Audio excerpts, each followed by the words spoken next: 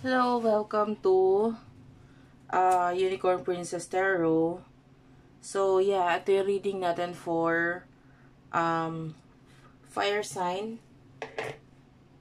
Aries, Leo, and Sagittarius. Take only what resonates, guys, ha. Hindi ito magre-resonate sa lahat kasi hindi ko talaga makukuha lahat ng energy ng fire sign sa mundo. So, kung gusto mo, pwede ka naman magpa-personal reading, Jing Tarot Reader. Search mo na lang siya sa Facebook. Okay? Friend ko yun, guys. Open siya sa personal reading. Ako, hindi po ako nagpa-personal reading. Okay? Yeah. Let's start your reading, fire sign. Kung gusto mo, pwede mo akong i-follow sa TikTok, ha? Sana mag-comment ka sa baba. Sobrang ma-appreciate ko yung comment. Kahit po heart-heart lang, smiley. Malaking bagay yun sa akin. Okay? So, let's start. This is for fire sign, Aries, Leo, and Sagittarius. Fire sign, please. Messages para sa ating mga fire sign.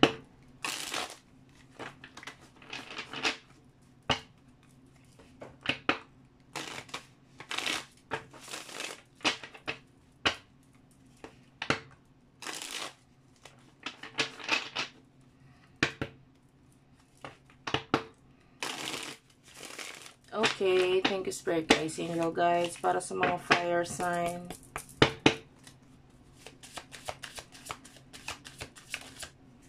Pwedeng ikaw to fire sign, pero pwedeng ito yung person mo, ha? Okay, bahala ka nilagay yung sarili mo sa sitwasyon. 5 of Wands is here. Kunin ko na rin yung sa person mo.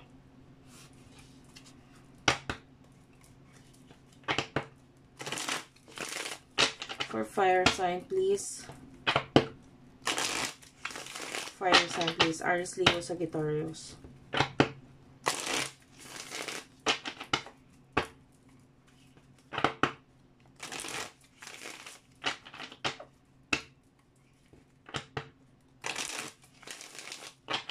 Wala, shuffle. Okay.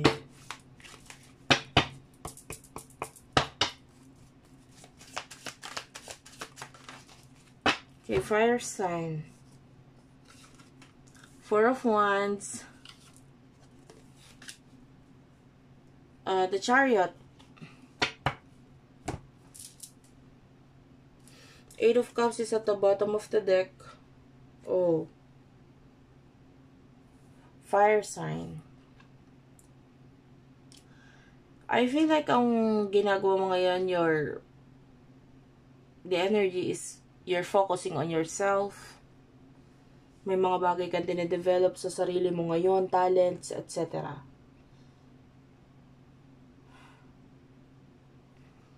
Nakita natin na nagkaroon ng pagkakagulo or pag-aaway nito lang pagdating sa iyo.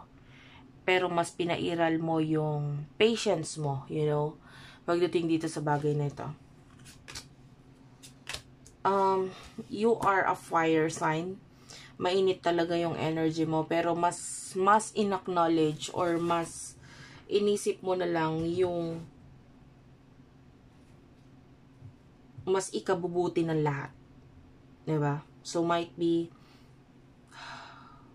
there's a lot of reason for you para magalit, pero mas pinairal mo yung pangunawa, yung patience. Whether it's regarding friends or career, kung ano man galing man itong pag-aaway na ito, mas nakita natin na mas naging at peace na lang, or gusto mo peace na lang yung energy mo or a situation na ito. This is a past person energy. 4 of Wands. I don't know, you might be married or in a relationship dito sa person na ito, or might be, kung hindi man ngayon, maybe in the past or in your previous life, there's a soulmate connection. But anyway, for some of you, nakakita tayo dito, might be pagta-travel.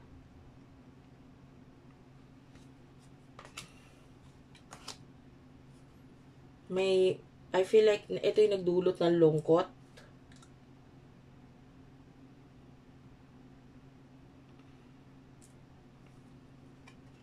Because might be, hindi mo nararamdaman yung pagmamahal or yung emotion pa sa'yo.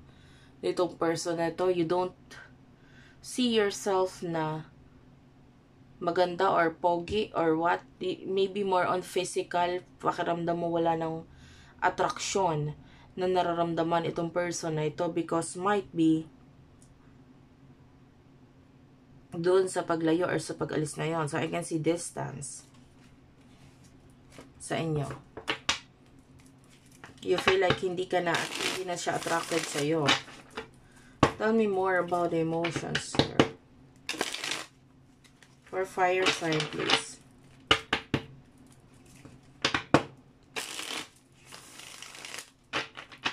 For fire sign, please. Aries, Leo, Sagittarius. Emotions of fire sign.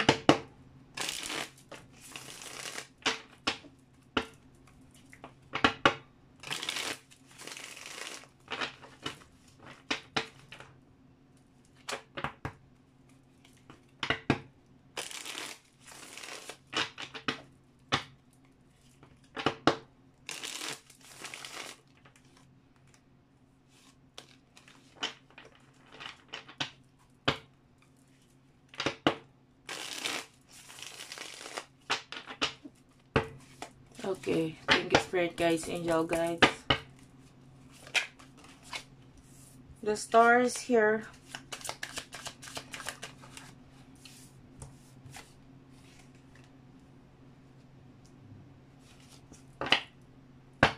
The Empress is at the bottom of the deck. Emotions niya para sa'yo.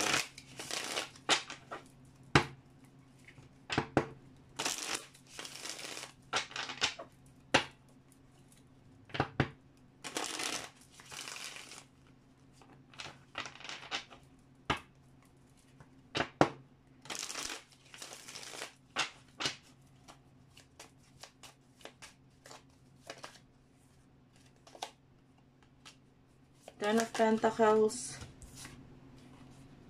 Ace of Pentacles, Judgment is at the bottom of the deck.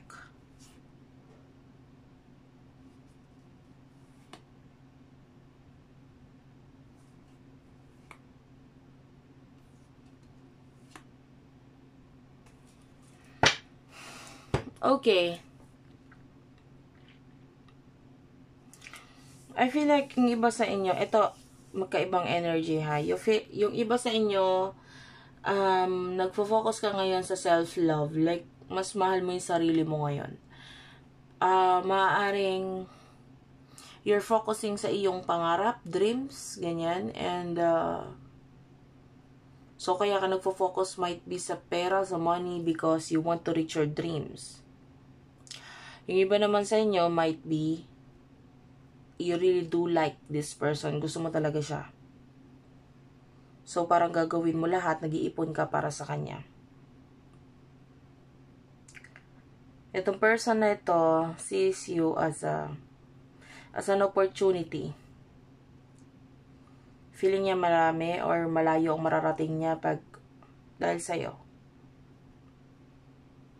This person wants new beginning. And feeling niya, doon sa new beginning na yon dapat nandun ka. Kasi hindi mag-work out yung new beginning na yon kung wala ka doon. And may kinalaman sa pera yon. May maaaring nakikita ka nga niya sa an opportunity para mas mag-grow. Dahil pag siya lang, hindi siya mag-grow ng siya lang eh.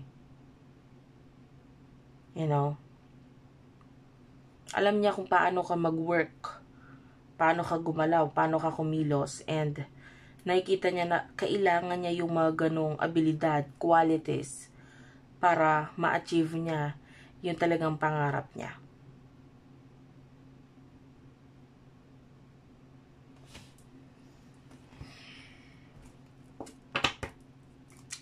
So, maaaring katuparan ng pangarap niya ang nakikita niya sa'yo.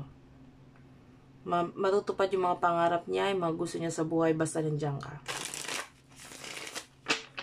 What will happen in the future for you? Fire sign.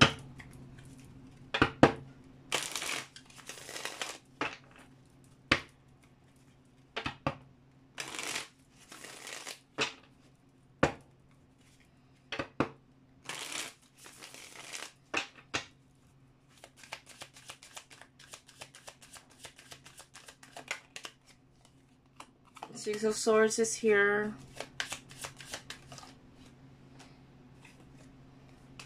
Ten of Cups. Queen of Swords.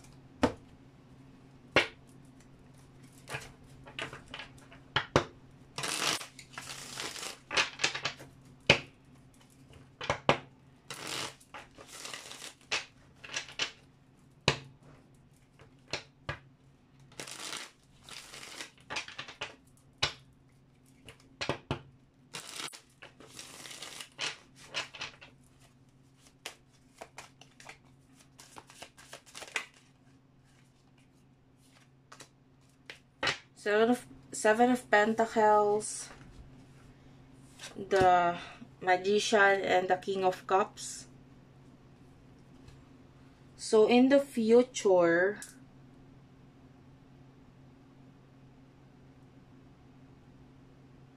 nakakita tayo ng development sa person na ito. In the future, siya yung mas nakikita natin na nag-i-improve din yung kanyang kaalaman, skills, talents, knowledge. And I feel like with the King of Cups, gagawin niya yon kasi mahal ka niya. Gusto niya yung gawin yung mga bagay na gusto mong gawin niya. And this person is willing na with the Seven of Pentacles, gawin yung mga bagay na yun kasi yun yung gusto mo. And I feel like sa una, hindi niya gusto yung mga bagay na ginagawa niya, pero matututunan niyang ma-appreciate at magustuhan kung ano itong mga bagay na ginagawa niya. In the future, nakakita tayo ng success for the both of you because you are there para i-push yung bawat isa na maging mas better na version ng mga sarili ninyo. And I feel like itong person na to, hindi ka man niya i-push, pero nandiyan siya nakasuporta lagi sa'yo. I can see happy, the Ten of Cups is here, and this is like a happy family, happy partnership sa inyong dalawa na person na ito. And I feel like with the Eight of Wands, malayo ang mararating nyo, mataas ang mararating ninyo ng person na ito because both of you ay ang focus ay ang future, okay? And I feel like mas magiging mas devoted na kayo na gawin yung mga bagay na ginagawa nyo para maging mas better ang future ninyo. With the Queen of Swords, I feel like may mga bagay kang ika-cut off in the past. And I feel like this is you living a situation, a person with the Hermit, Virgo energy. Ikaw ito na nililive mo or iniiwan mo yung mga tao or bagay in the past para mas mag-concentrate dun sa mga bago na nasa harapan mo. Okay? And yung mga bagong dadating pa para sa'yo. Whether it's a person, whether it's a situation, a career, etc. Okay? So, you're living something para mas ma-focusan mo yung mas better para sa'yo. Okay? So, thank you for watching, guys. I love you all. And, bye-bye.